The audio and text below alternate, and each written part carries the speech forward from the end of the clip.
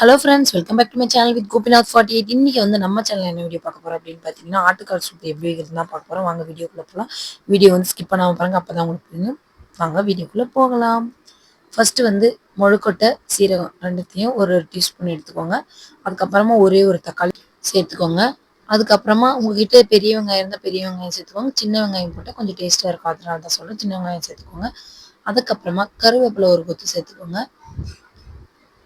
அதுக்கப்புறமா ஒரு 15 பல் பூண்டு சேர்த்துக்கோங்க. பூண்டு கொஞ்சம் அதிகமாக இருந்தால் நல்லாயிருக்கும், அதுக்கு தான் சொல்கிறேன். நெக்ஸ்ட்டு வந்து ஒரே ஒரு பச்சை மிளகா சேர்த்துக்கோங்க.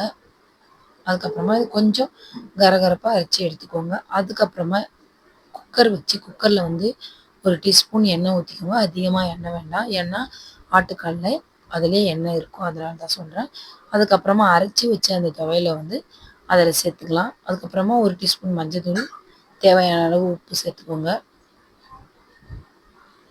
சேர்த்துட்டு உங்களுக்கு தேவையான அளவு தண்ணி ஊற்றிக்கோங்க.